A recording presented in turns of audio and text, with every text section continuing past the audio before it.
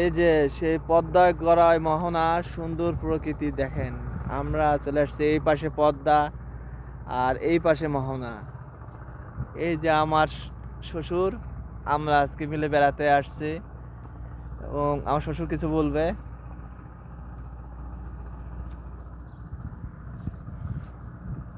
এ হলো পদ্মা আর এইটা গড়াই, একসাথে মিলিত স্থান। এবং এভাবে দেখেন। আসবেন আমার জামার সাথে করে বেড়াতে। হুম। আমরা আসছি যেমন বেড়াতে, এরকম আপনারাও বেরিয়ে যাবেন। এরকম সুন্দর পরিবেশ আর কোথাও খুঁজে পাবেন না। দুঃখের বিষয় হয়েছে দুই জামাই জোড়া হয়েছে। দেখে একটু একটু একটু দেখা, এই যে সুন্দর পরিবেশ, সুন্দর পরিবেশ, এটা মনোমুগ্ধকর। একটা যেন পিছনের কক্সবাজারে সাইড একটা দেখেন, জায়গা।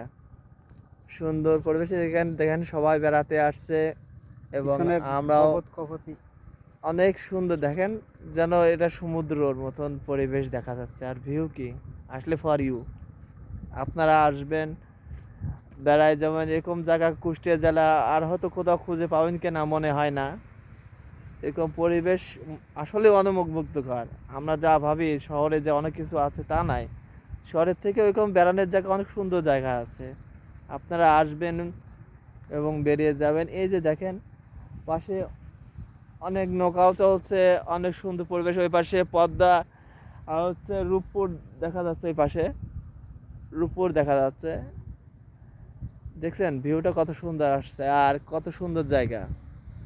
আপনারা আসবেন, বেরিয়ে যাবেন, মনের কষ্ট দুঃখ হালকা হয়ে যাবে। এরকম জায়গা আসলে কোথাও আর পাবেন না কুষ্টিয়া জেলার ভিতরে। তাই আজকে আমরা বেড়াতে চলে আসছি, এই যে বেরিয়ে গেলাম। আপনারাও আসবেন, কুষ্টিয়ার সুন্দর সুন্দর জায়গা বেরিয়ে যাবেন, উপভোগ করবেন এবং আমাদের পাশে থাকবেন। আর কুষ্টিয়া জেলা গর্ব, মামুন কুষ্টিয়ার ভাইয়ের সাথে সবাই ভালোবাসা দিবেন এবং পাশে থাকবেন। সুন্দরময় সুন্দর জায়গা, বেরিয়ে যাবেন, মন ফ্রেশ হবে ও সুন্দর উপভোগ করতে পারবেন জায়গাগুলো। পানির গর্জন আর সুন্দরময় পরিবেশ।